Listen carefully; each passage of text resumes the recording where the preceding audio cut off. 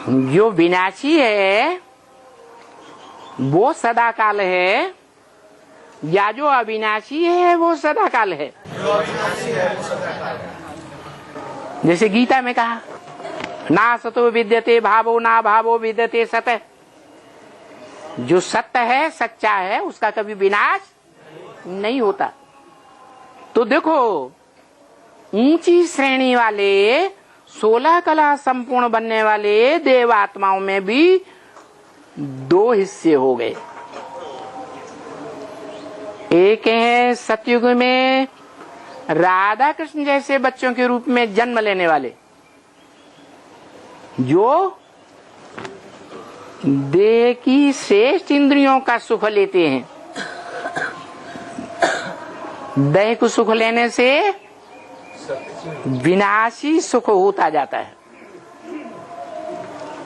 और दूसरे हैं उन राधा कृष्ण जैसे बच्चों को सतयुग के फर्स्ट जन्म में जन्म देने वाले। कौन है? जन्म देने वाले लक्ष्मी नारायण जैसे बच्चे, जो नर से डायरेक्ट नारायण बनते हैं, नारी से डायरेक्ट लक्ष्मी बनते हैं। ऐसी श्रेष्ठ आत्मा है। यथा राजा तथा प्रजा। वो कौन सा पुरुषार्थ करते हैं? जो जन्म जन्मांतर उमंग उत्साह में रहते हैं। उनका उमंग उत्साह कभी क्षीण होता ही नहीं। भले द्वैतवादी द्वापर युग से विधर्मी धर्म पिताओं के फॉलोअर्स के रूप में कितने भी पावरफुल आक्रांताएं विश्व विजय की आकांक्षा लेकर भारत में आए हों, वो भी उनके सामने आकर के हार खा के जाते हैं। जीत पाके जाते हैं या हार खा के जाते हैं? हार खा के जाते हैं। इतना उनके अंदर उमंग उत्साह रहता है। उसको बाप कहते हैं रूहानी मिलिट्री। कैसी मिलिट्री? रूहानी मिलिट्री। दुनिया में भी किसी देश में चले जाओ, सबसे जास्ती दुनियावी सरकारें भी कौन से डिपार्टमेंट में खर्च करती हैं? मिलिट्री में सबसे जास्ती राज्य का खर्चा किया जाता है। मिलिट्री वालों को बड़ा सुख सुविधाएं दी जाती है। मृत्यु के बाद भी उनके परिवार वालों को जितनी सुख सुविधाएं दी जाती हैं, मान्यता दी जाती है, दूसरों डिपार्टमेंट वालों को नहीं दी जाती। वो है जिस्मानी मिलिट्री और ये है रूहानी मिलिट्री। और इस रूहानी मिलिट्री का मार्शल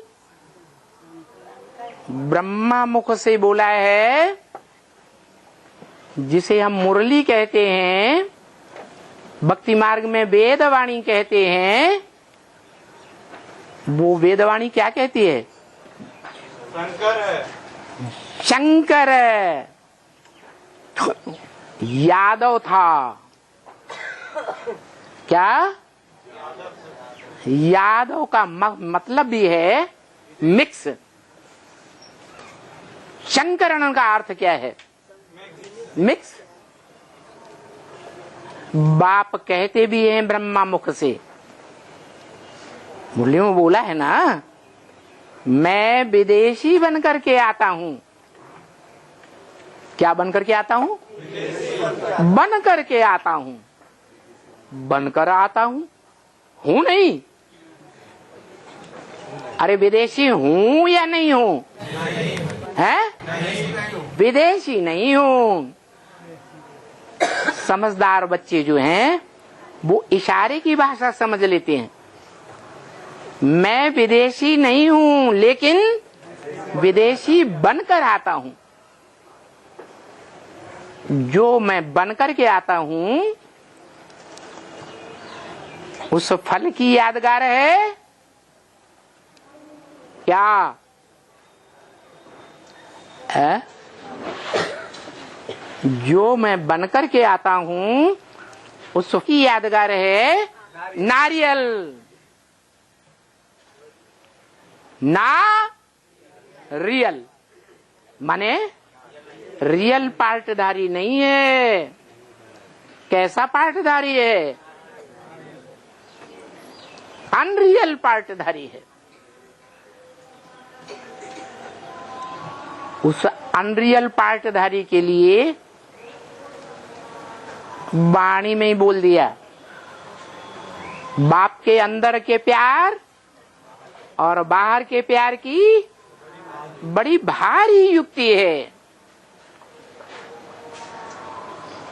कोई कहे ऐसा पार्ट बजाने की क्या जरूरत,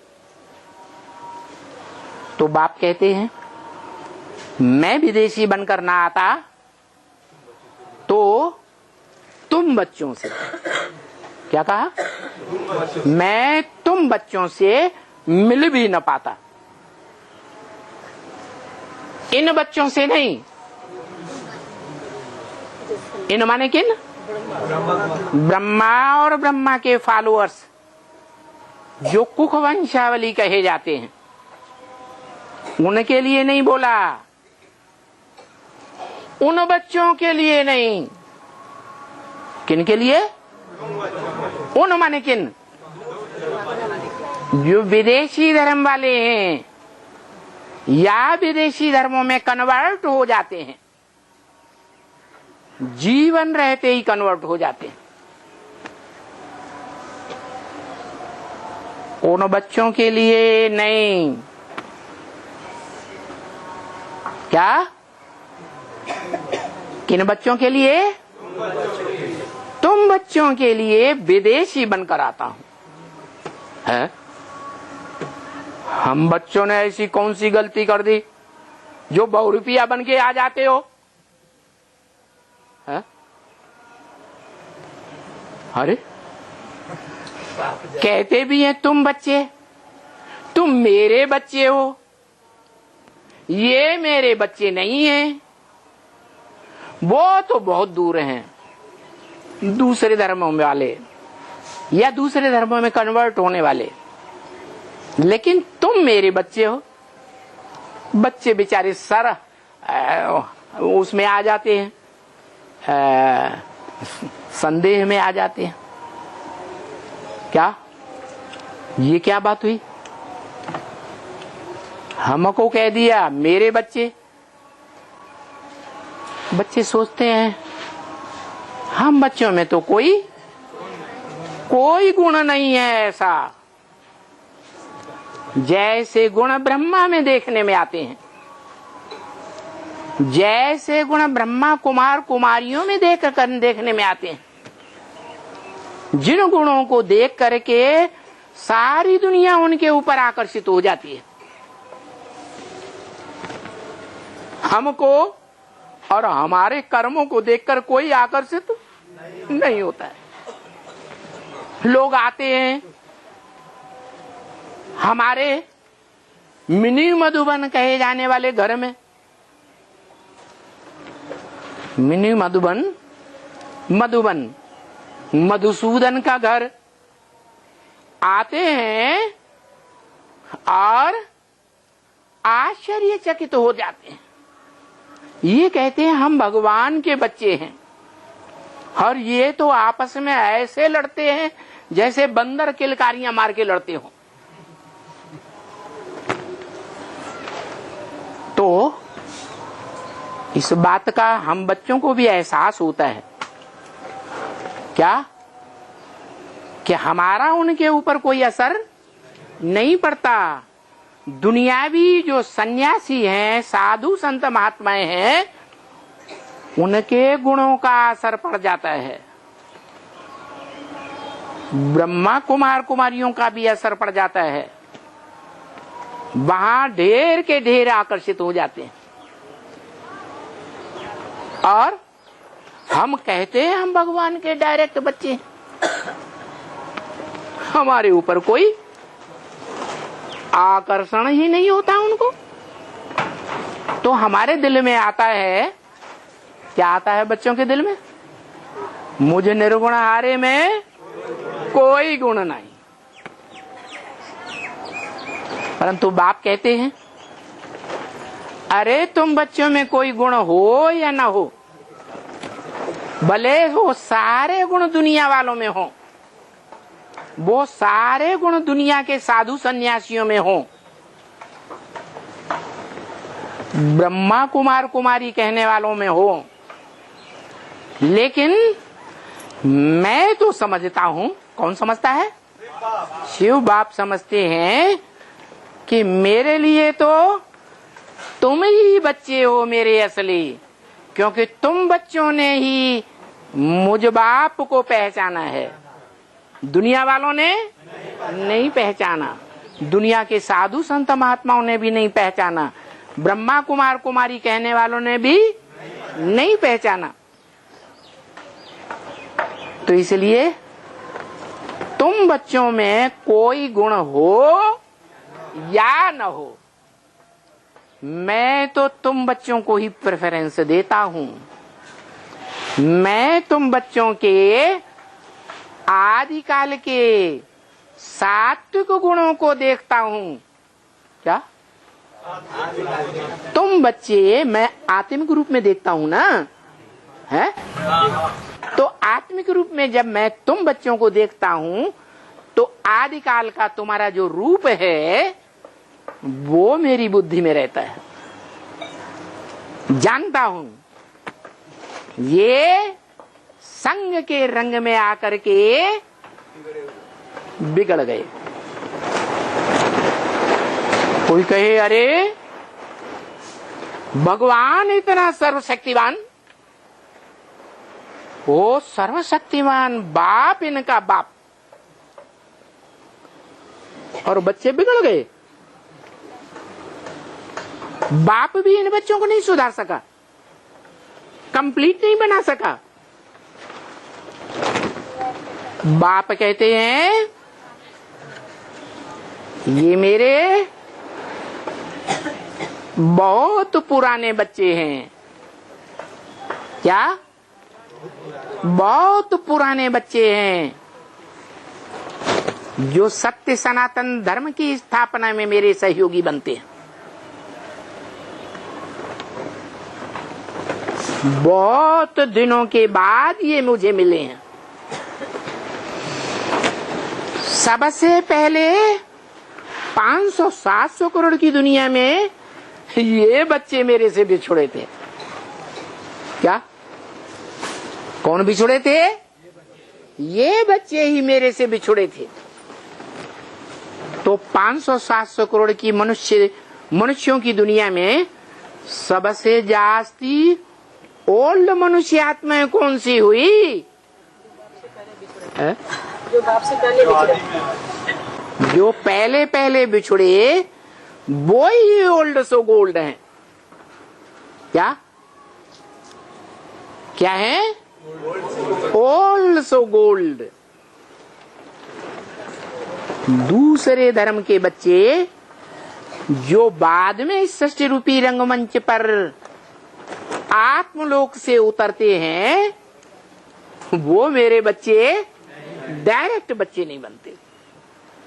मेरे से डायरेक्ट राजयोग नहीं सीखते। किसने कहा? शिव बाप ने कहा। शिव बाप योगी है, योगी नहीं है तो योगेश्वर है, योगी नहीं है तो योगेश्वर भी नहीं है। जो योगी है बड़े से बड़ा, उसी को शास्त्रों में योगेश्वर कहा है, योगियों का ईश्वर। क्या? और भक्ति मार्ग में बेचारे भक्तों ने, क्योंकि कोई कोई भक्त हैं जो कृष्ण भगवान को मानते हैं, कोई कोई भक्त हैं जो शंकर को भगवान मानते हैं, है या नहीं? कोई कोई बच्चे हैं जो ब्रह्म समाजी हैं, ब्रह्मा को ही भगवान मानते हैं, ब्रह्म महापुराण को सबसे अच्छा पुराण मानते हैं। क्या 3 देवताएं हैं ना ऊंचे ऊंचे, है कि नहीं? तो कोई ब्रह्मा के पक्के फॉलोअर बन गए, कोई वैष्णव पंथी बन गए, कोई शंकर के फॉलोअर। एक लिंग स्वामी की जय बोलेंगे। किसकी जय बोलेंगे? एक लिंग स्वामी। सारा जीवन उसी की मान्यता देंगे। तो देखो ये रिहर्सल कहाँ होती है? संगम युग में। संगम युग में ये रिहर्सल होती है। 3 देवताओं की प्रैक्टिकल में रिहर्सल होती है। वो तीनों ही देवताएं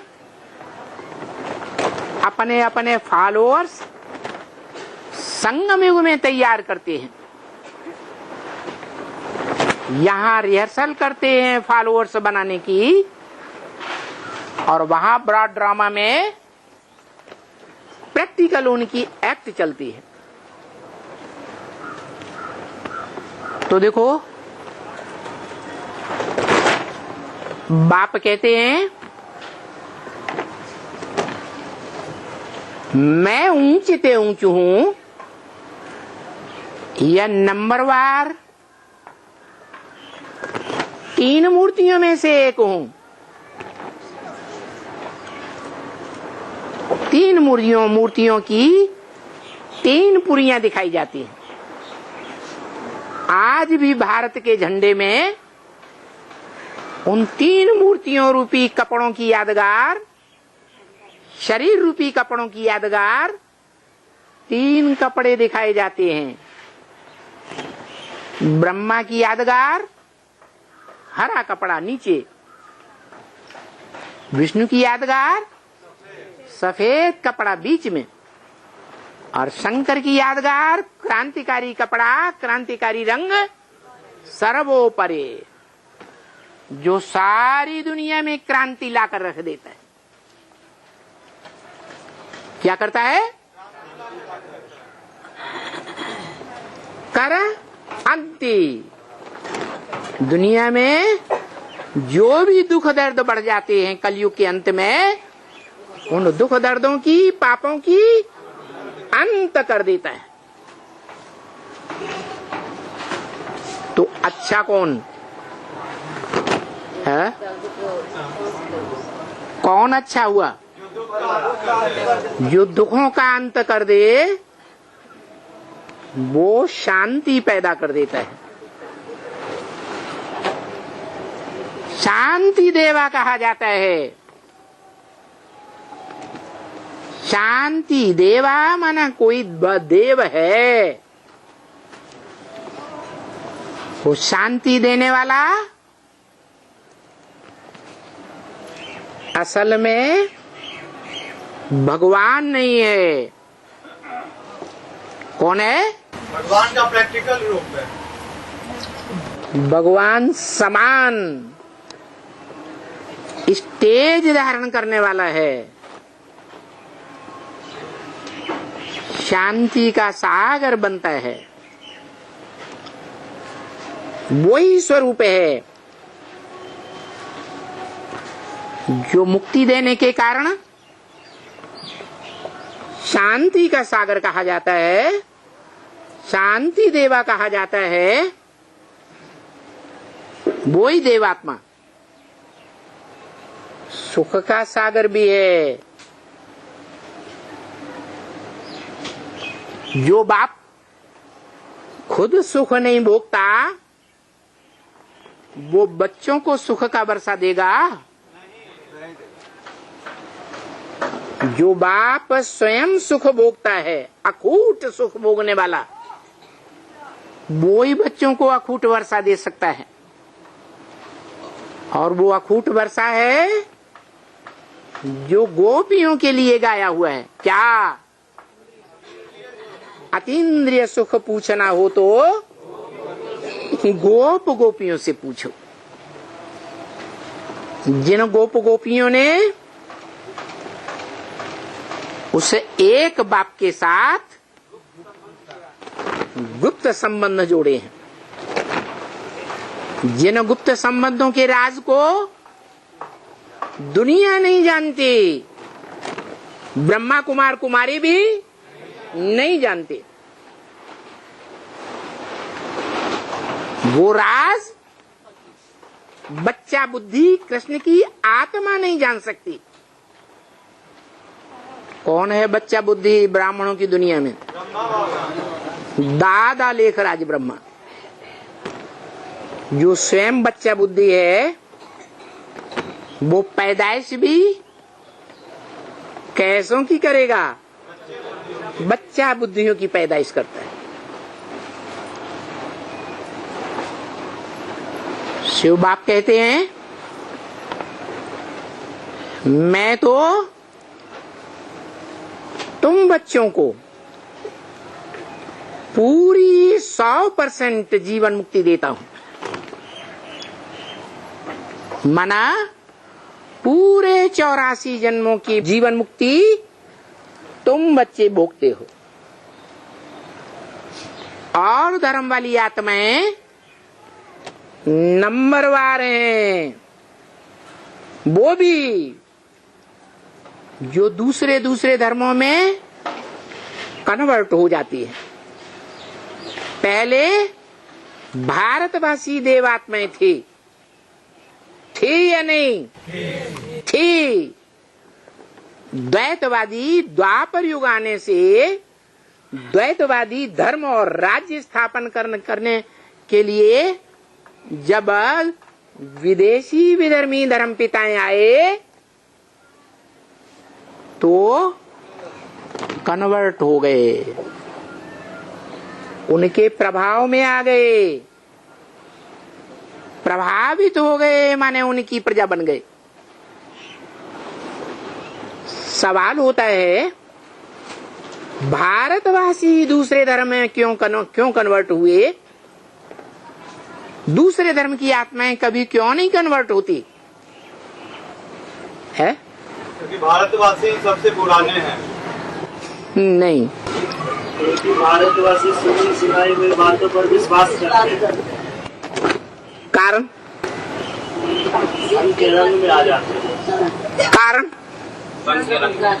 है ज्ञान पूरा नहीं उठाते। ज्ञान नहीं पूरा उठाते। क्यों नहीं उठा पाते? क्योंकि भारत है ही मातृ प्रधान देश। पुरुषों के मुकाबले माताएं जास्ती प्रभाव में आती हैं। बरगलावे में कन्याएं माताएं भारत की ज्यादा आती हैं या विदेशी आते हैं? कन्याएं माताएं जास्ती प्रभाव में आ जाती है, और पुरुष जाति की पहली प्रजा बनती ही है माता। कौन? बच्चे बच्चियां तो बाद में पैदा होते हैं। पहली कृति पुरुष की क्या है? कृति माने रचना। पहली रचना माता, चाहे कन्या के रूप में हो चाहे माता के रूप में हो, वो पहली रचना है। रचना ज्यादा पावरफुल होती है या रचयिता ज्यादा पावरफुल होता है? तो देखो, पुरुष है रचयिता, पुरुष होता है बाप, और जो पहली रचना रचता है माता, वो है रचना। बाद वाली चीज या पहले वाली? बाद वाली। तो कमजोरी स्वभाव से होती ही होती है। कोई पूछे ये कमजोरी का फाउंडेशन कहां से पड़ा? हर बात का फाउंडेशन कहां पड़ता है? कैसे है? अच्छा, जगदम्बा माने सारे जगत की अम्बा, माने उसका दूसरा नाम दो ब्रह्मा। बड़ी अम्मा, बड़ी से बड़ी अम्मा है या नहीं? तो सारे जगत की जो बड़ी अम्मा कही जाती है जगदम्बा, वो अव्वल नंबर की अम्मा है, ब्रह्मा है, या बाद वाले नंबर की ब्रह्मा है? हैं? बाद वाली है।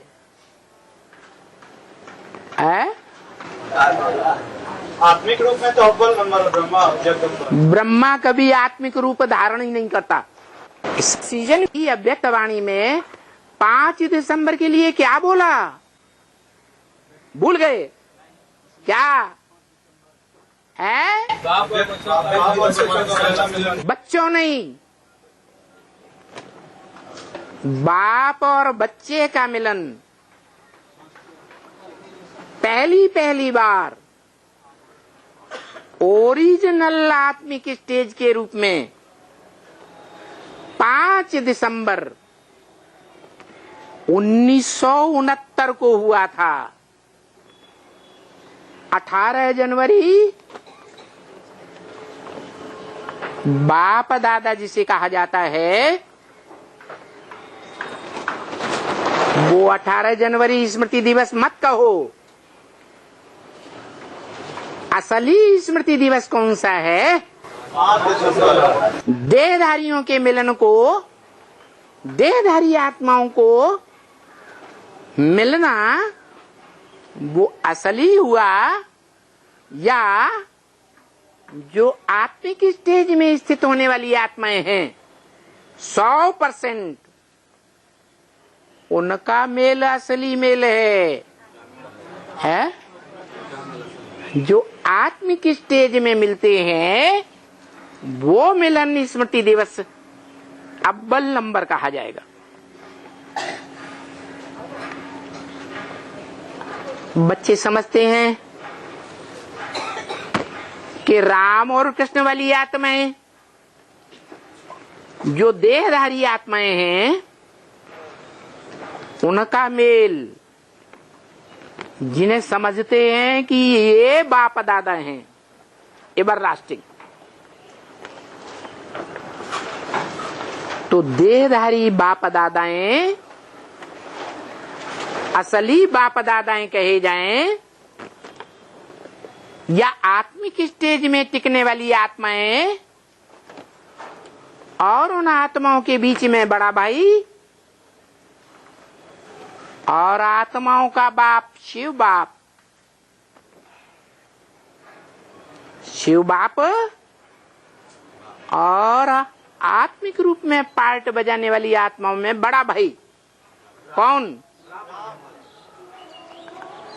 रम्यते योगिनो यस्मिनीति राम। योगी लोग जिससे योगीश्वर में रमण करते हैं,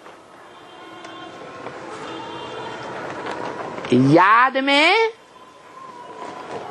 रमण करते हैं, स्मृति में खेलते हैं, सुख की स्मृति में खेलते हैं, शांति की स्मृति में खेलते हैं, सुख के झूले में झूलते हैं, लेकिन आत्मिक स्मृति में। वो बाप मनुष्य आत्माओं का बाप, और साथ ही मनुष्य आत्माओं के बीच बड़ा भाई क्या कहा जाता है? दादा कहा जाता है। वो है आत्मा आत्मा भाई भाइयों के बीच दादा, और आत्माओं का बाप बाप हुआ। जिनकी बुद्धि में ये राज बैठता है वो बच्चे हैं मेरे आत्मिक स्टेज में रहने वाले, जो इस बात को जल्दी समझ जाते हैं कि असली बाप दादा कौन सी आत्माएं हैं। कौन सी आत्माएं हैं? राम बाप और शिव बाप। हाँ, मनुष्य सृष्टि में मनुष्य आत्माओं के बीच में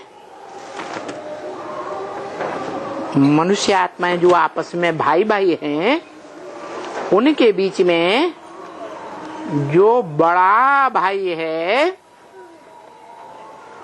आत्मिक रूप में, और उस बड़े भाई का भी बाप कौन?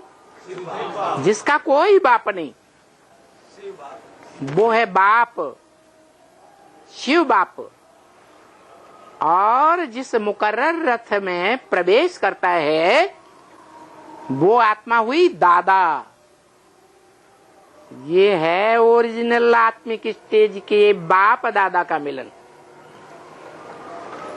ये मनुष्य सृष्टि में 5000 वर्ष में ये प्रैक्टिकल स्टेज धारण करने वाली आत्मिक स्टेज वाली दो आत्माएं 5 दिसंबर को पहली बार मिलन मनाती हैं।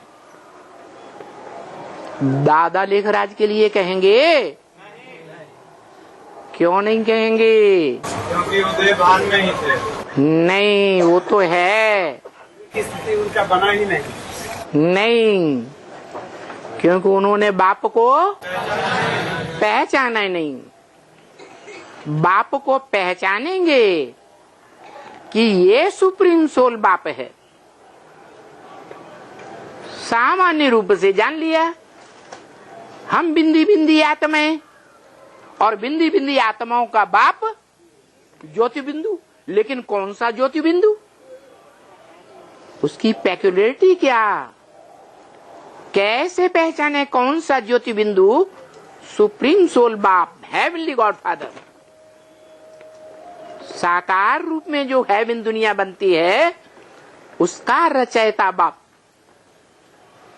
जो अंग्रेजों में गाया हुआ है हेवनली गॉड फादर। किस लिए गाया हुआ है? हेवन का रचयिता है। वो हेवन का रचयिता बाप मनुष्य आत्माओं के बीच में बड़ा भाई है, माना दादा है। और उसका भी बाप शिव बाप, वो ऊंच ते ऊंच बाप है, जिसका कोई आत्मा बाप नहीं। तो देखो, शिव बाबा हमको स्वर्ग का वर्षा देते हैं कि शिव बाप देते हैं? क्या फर्क है दोनों में, शिव बाप और शिव बाबा में? मुरली में क्या बताया? मुरली में बताया साकार और निराकार। क्या साकार और क्या निराकार? अरे आत्माओं के बीच में जो सदा निराकार है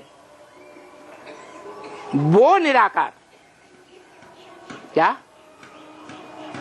आत्माओं के बीच में ऐसी आत्मा जो इस साकार सृष्टि रूपी रंगमंच पर भी आकर पार्ट बजाती है तो भी सदा निराकारी स्टेज में रहती है या साकारी बन जाती है? सदा निराकारी स्टेज में रहती है। वो निराकार रहने वाली सदा शिव की आत्मा। और मनुष्य आत्माओं के बीच में वो देहधारी आत्मा जो निराकारी बनते हुए भी, निराकारी स्टेज धारण करते हुए भी देह रूपी साकार लिंग में रहती है या नहीं रहती है? तो यादगार में जो शिव के सारी दुनिया में सार्वभौम मंदिर बने हुए हैं, उनमें लिंग को साकार रूप में हाथ, पांव, नाक, आंख क्यों नहीं दिखाए जाते? क्योंकि मन बुद्धि से स्टेज ऐसी बनाई हुई है, जिस स्टेज में इंद्रियों का भान, इंद्रियों की याद, स्मृति ही नहीं है। नष्टो मोहा। काहे से नष्टो मोहा? देह से नष्टो मोहा। याद ही नहीं करना है। मोह लगा रहेगा तो याद आएगा। देह से मोह नहीं तो याद भी नहीं आएगा। अपनी देह से मोह, देह के संबंधियों से मोह, देह के लिए जिन पदार्थों की जरूरत है, उन पदार्थों से भी मोह टूट जाए, तब कहेंगे नष्टो मोह। ऐसी नष्ट मोहा की नंबरवार स्टेज धारण करने वाले तुम बच्चे हो। नंबरवार क्यों कहा? कि तुम बच्चों में से कोई अव्वल नंबर बनता है नष्टो मोह, कोई मध्यकाल में बनता है वो भी नंबरवार, कोई एकदम अंत काल में जब इस सृष्टि का महाविनाश शुरू हो जाता है, महामृत्यु सामने खड़ी हो जाती है, तब आत्मिक स्टेज में स्थित हो जाता है। देह से, देह के पदार्थों से, देह के संबंधियों से और देह के जिंदगी में संपर्क में आने वाली आत्माओं के स्मृति से परे चला जाता है।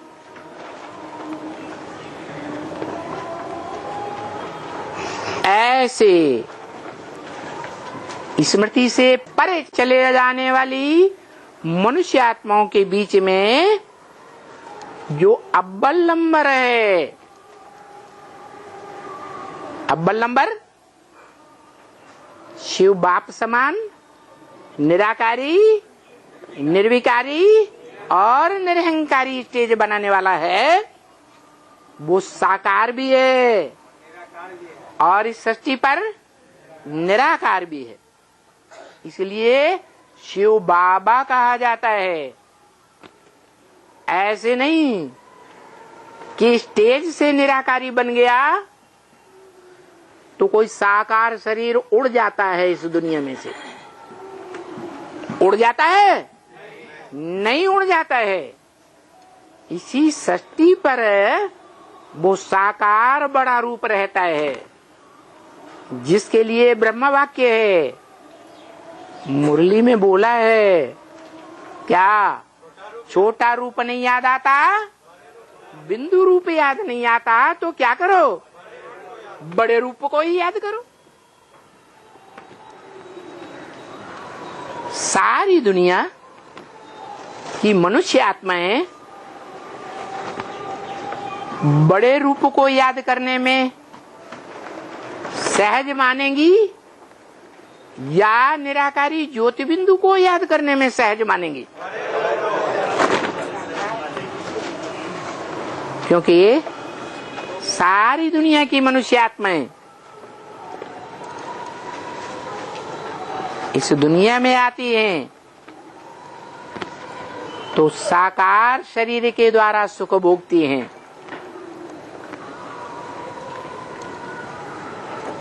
इसलिए साकार उन्हें जल्दी याद आता है।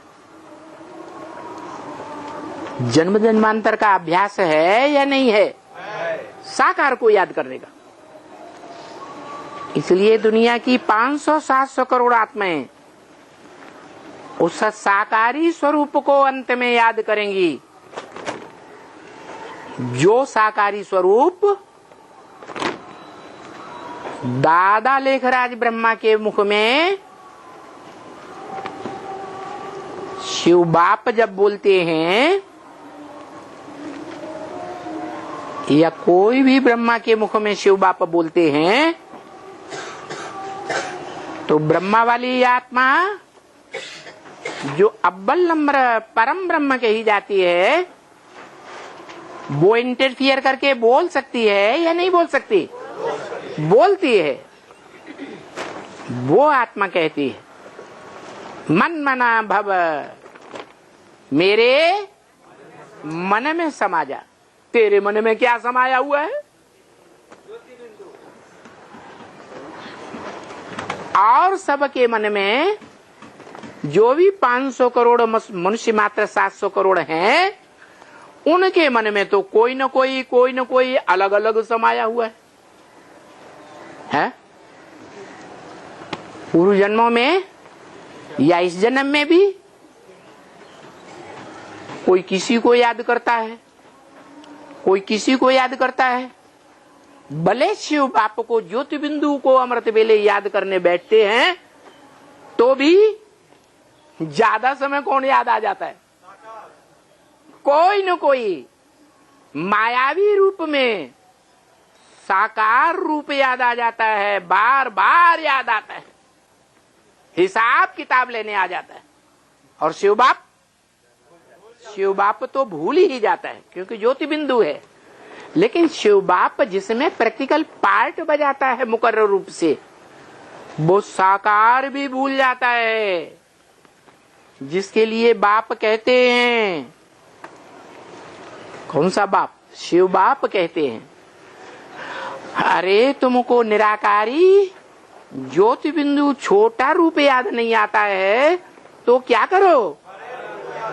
बड़े रूप को ही, लिंग रूप को ही याद करो। लेकिन कोई ऐसे हैं जिन्हें वो लिंग रूप भी, वो चेहरा भी याद नहीं आता। टीवी में रोज देखेंगे, उस मुख से वाणी भी रोज सुनेंगे, संगठन में आकर सुनेंगे, घर में सुनेंगे, काम करते करते टैप रिकॉर्डर से कानों में सुनते रहेंगे और सन्मुख भी मिलते हैं। लेकिन फिर भी याद नहीं आता है। ये क्या कारण है? पूरा निश्चय नहीं रहने के कारण। क्यों निश्चय नहीं है? दूसरों को निश्चय बैठ सकता है तो उनको निश्चय क्यों नहीं बैठता? बातों में लगे हैं? बातों में लगे रहते हैं। अरे वो तो सारे ही भारतवासी हैं। ऐसा भारतवासी कौन है जिन भारतवासियों ने या जिस भारतवासी ने सुनी सुनाई बातों पर विश्वास नहीं किया? भारतवासियों ने सुनी सुनाई बातों से दुर्गति पाई है। अरे क्या भारतवासियों में जो सबसे ऊंची हीरो पार्टधारी आत्मा है वो इस बात की मरीज नहीं है या नहीं है? दुर्गति को पाती है या नहीं पाती है? सबसे जास्ती दुर्गति को पाती है या कम दुर्गति को पाती है? माने सबसे जास्ती सबकी बातों पर विश्वास कर लेना, ये कौन सी आत्मा है जो सब भारतवासियों का भी बाप है? सुनी सुनाई बातों पर विश्वास करने वाले जो भी भारतवासी हैं, जो दुर्गति को पाते रहते हैं द्वैतवादी युग से, उनमें नंबर 1 कौन है? जो मुकर्रर रथधारी आत्मा है, जिसका मुकर्रर रथ महाविनाश में भी खत्म नहीं होता।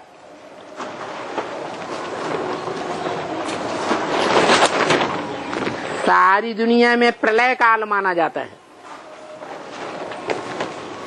प्र माने प्रकृष्ट रूपेण, लय माने लीन।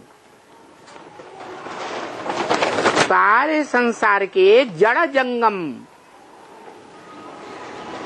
जो भी हैं प्राणी मात्र,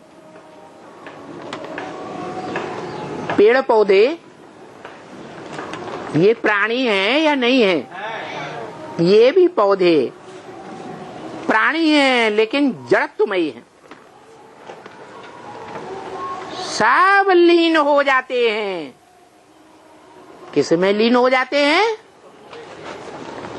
जो बोलता है मन मना भव, मेरे मन में समा जा। तेरे मन में क्या है? तेरे मन में एक शिव, दूसरा ना कोई। एक ज्योति बिंदु है। निसंकल्प स्टेज कहेंगे या संकल्पों का अंबार कहेंगे ज्योति बिंदु स्टेज को? एक संकल्प ज्योति बिंदु। दुनिया की सभी मनुष्य आत्माएं, सभी प्राणी मात, सभी जड़ जंगम एक ही स्टेज में समा जाएंगे। किस स्टेज में? निसंकल्प स्टेज। बाप का चेहरा उन्हें याद रहेगा। बाप के चेहरे में जीवंत चेहरा याद रहेगा या आंखें मुर्दे की तरह बटन दिखाई देंगी? जीवंत चेहरा दिखाई देगा। जो तुम बच्चों से भी बाप कहते हैं, क्या तुम बच्चों को नैनों पर बिठा कर ले जाऊंगा? अरे नया नहीं, इतने छोटे बच्चे, देह अभिमानी, इतनी ही बड़ी देह, देह अहंकार में रहने वाले आंखों पे कैसे बैठेंगे? है? ज्योति बिंदु बनकर बैठेंगे या बड़े देह के रूप में बैठेंगे? ज्योति बिंदु बनकर के बैठेंगे।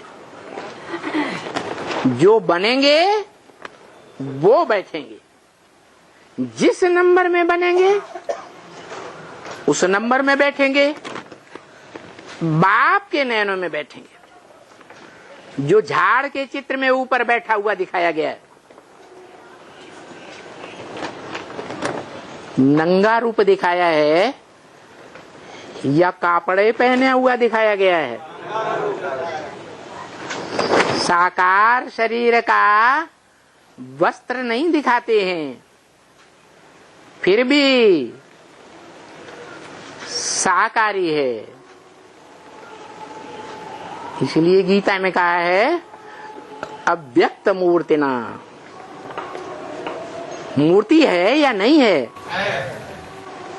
अमूर्त नहीं है, अव्यक्त मूर्ति है। मूर्ति माने साकार, अमूर्त माने निराकार। तो मूर्ति तो है, वास्तव में है, लेकिन वो हाथ पांव नाक आंख कान जो मूर्ति में देखने में आते हैं देवताओं के, वो मूर्ति देखने में नहीं आती। कौन सी आंख से? है? तीसरे नेत्र से जो देखने वाले बनते हैं, आत्मिक स्टेज वाले, उनको बुद्ध रूपी तीसरे नेत्र से जब देखते हैं तो समझ जाते हैं कि जैसे क्राइस्ट बुद्ध, गुरु नानक का चेहरा देखने से सबको अनुभूति होती है कि उनकी आत्मा इस दुनिया में नहीं है।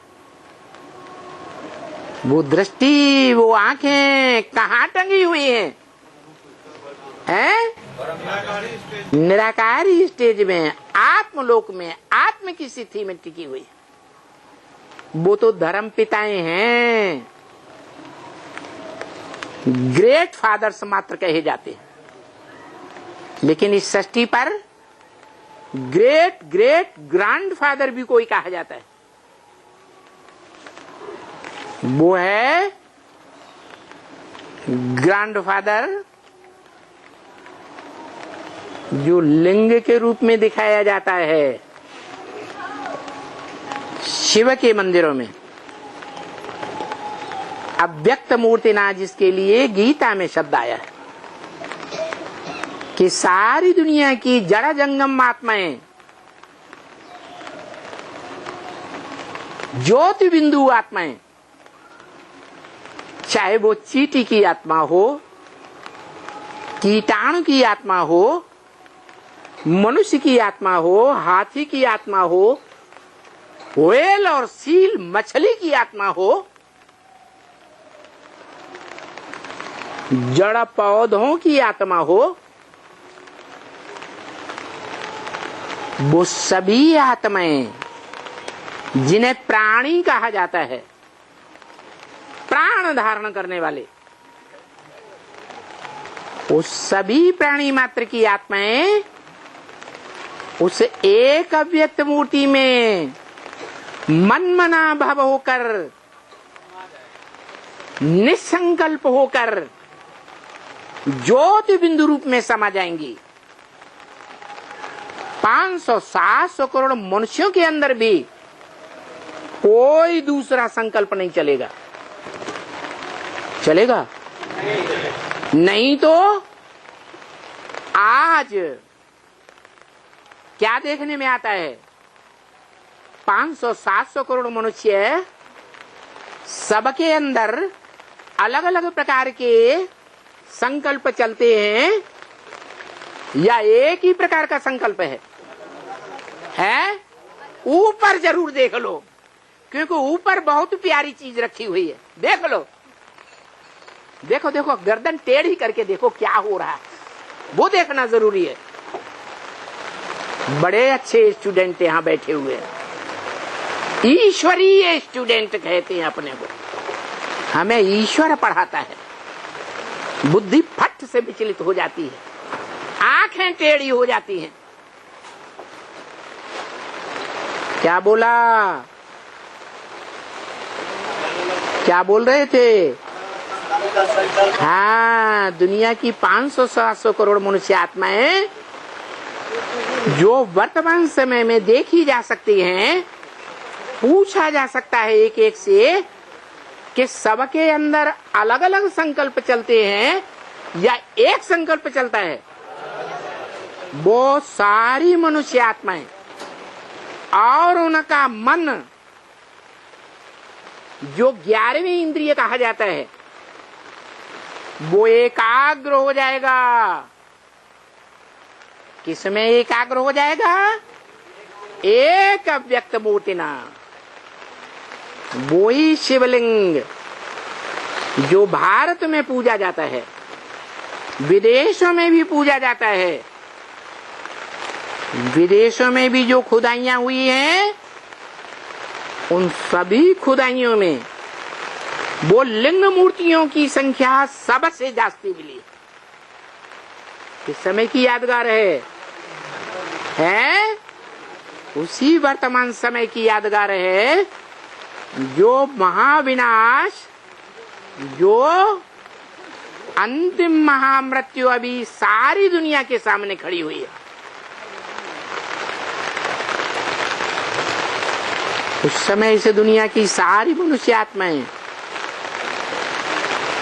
ऐसे ही सागर में बुलबुलों की तरह, जैसे सन्यासी कहते रहे,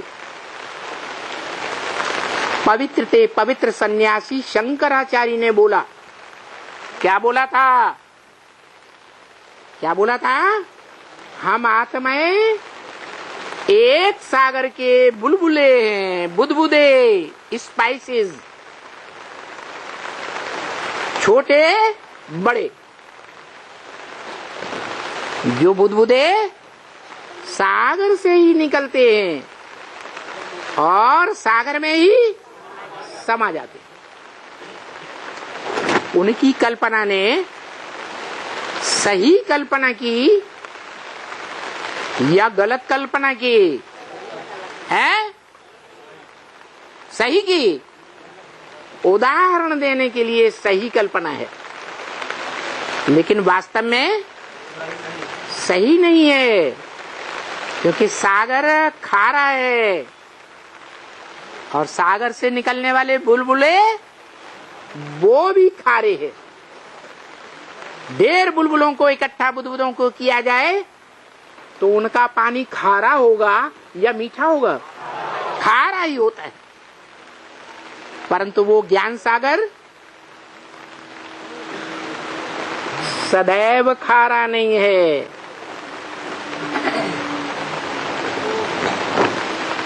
क्योंकि बाबा खुद बताते हैं हम बच्चों को, और प्रैक्टिकल में है भी ऐसा ही। इस दुनिया में सागर जिसका मिसाल दिया जाता है, उदाहरण दिया जाता है शिव बाबा से, वो सागर कहीं खारा भी है, मोस्टली खारा है, लेकिन कहीं कहीं मीठा सागर भी है। मीठी धाराएं भी बहती हैं सागर के अंदर, मीठा पानी आता है। जो नॉर्थ पोल और साउथ पोल पर मीलों ऊंचे पहाड़ हैं, उन पहाड़ों से पिघलकर डिस्टिल्ड वाटर आता है, सागर के अंदर धाराओं के रूप में बहता है। कहां से आता है पानी? मीठा पानी? अरे है, बर्फ के पहाड़ से निकल कर आता है। वो नॉर्थ पोल, बर्फ का पहाड़ कहो या दुनिया का ऊंचे से ऊंचा हिमालय पहाड़ कहो, दोनों जगह बर्फ ही बर्फ जमी हुई है या नहीं है? वो किसकी यादगार है? हाँ, वो ब्रह्मा बाबा ऊंची आत्मा है। मनुष्य सृष्टि रूपी झाड़ में पहले पत्ते का पार्ट बजाने वाली आत्मा है,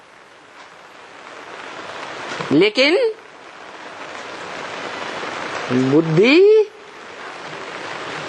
का जो ज्ञान जल है वो बर्फ की तरह जाम है, पत्थर बना हुआ है या पिघला हुआ है? पत्थर की तरह जाम है। इसलिए बोला, ब्रह्म वाक्य में ही बोला, मुरली में ही बोला शिव बाप ने। याद है क्या बोला है?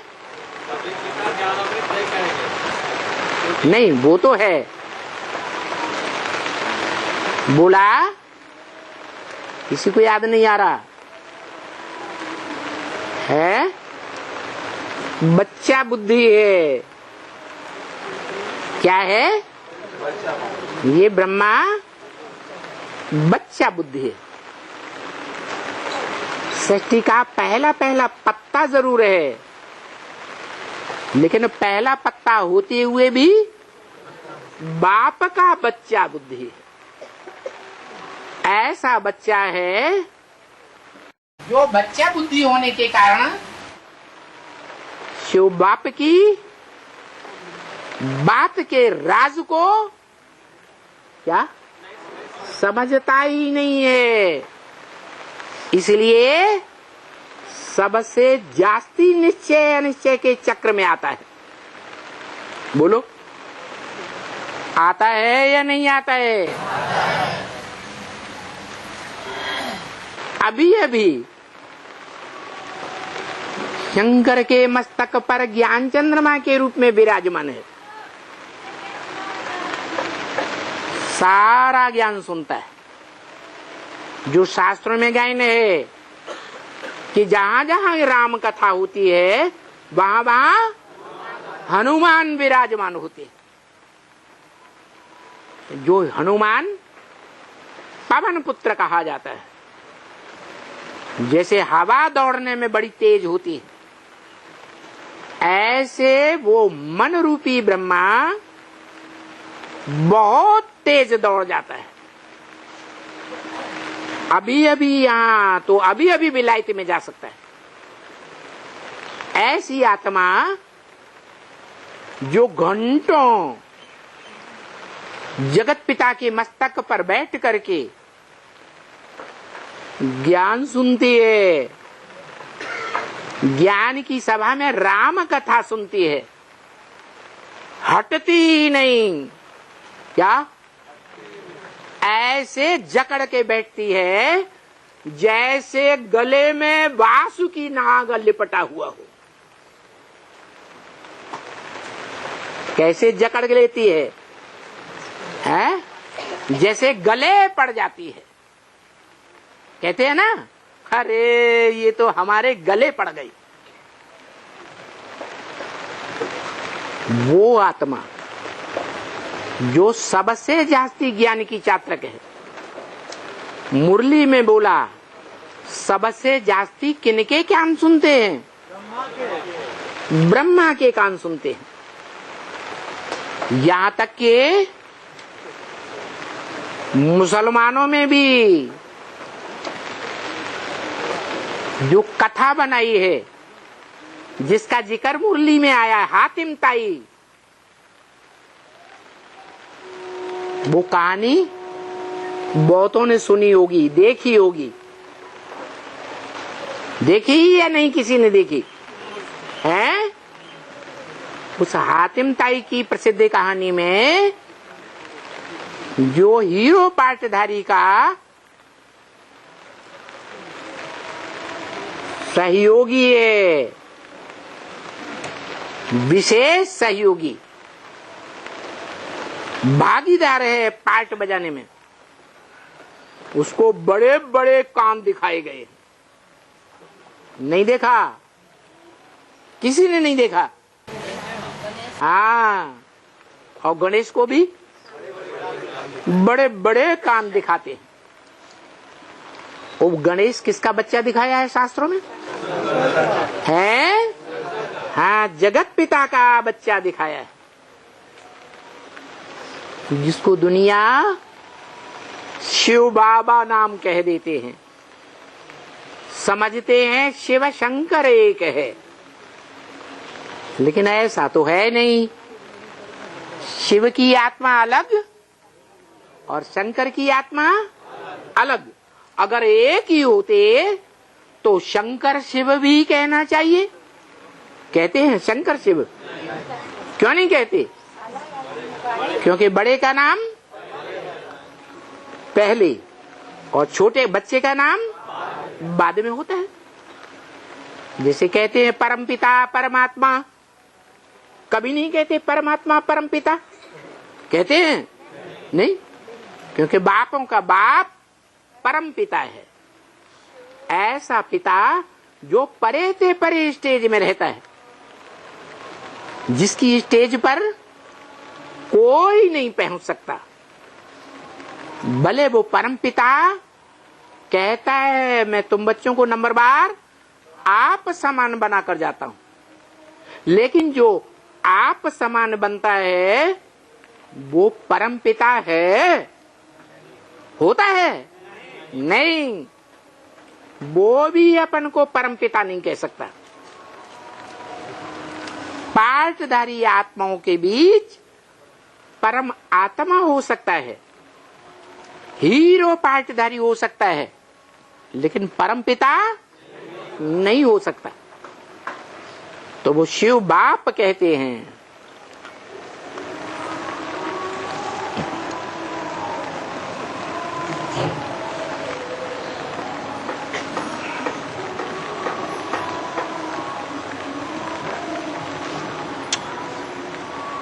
कि रथ चाहिए, मुकर्रर रथ,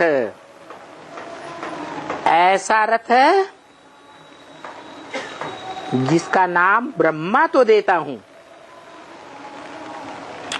लेकिन वो अव्वल नंबर रथ जिसे मुसलमानों ने अल्लाह अव्वल दीन कहा, इस दुनिया में अव्वल नंबर दीन अर्थात धर्म की स्थापना करने वाला कौन सा धर्म? सत्य सनातन धर्म। वो सत्य सनातन धर्म में स्वर्ग की स्थापना करने वाला है, वो ब्रह्मा चाहिए। दुनिया में और कोई भी ऐसी मनुष्य आत्मा नहीं है जो भल कोई भी ऊंचे से ऊंचे देव आत्मा में प्रवेश करता हो, लेकिन कभी भी स्वर्ग नहीं बना सकता नरक की दुनिया को। हिस्ट्री में कोई धर्मपिता ने बनाया दुनिया को स्वर्ग बनाया, यह दुनिया नरक बनती चली गई, नरक बनती चली गई। और जब टोटल नरक बन जाती है, रौरव नरक, रौरव का मतलब जैसे नाली में कीड़े रौरियाते रहते हैं एक दूसरे को काटते हुए, ऐसा रौरव नरक बन जाती है। कोई भी आत्मा सत्य धाम से ऐसी नहीं आती जो हिम्मत कर सके सुधार करने की। तब वो आत्माओं का बाप, बिंदु बिंदु आत्माओं का बाप शिव ज्योति बिंदु उस मुकर्रर रथधारी ब्रह्मा में आता है, जिसको शास्त्रों में सर्वोपरि कहा गया है। किस रूप में? गुरु साकार होता है। गुरुर् ब्रह्मा गुरुर्विष्णु गुरुर्देवो महेश्वर, गुरु साक्षात परम ब्रह्म।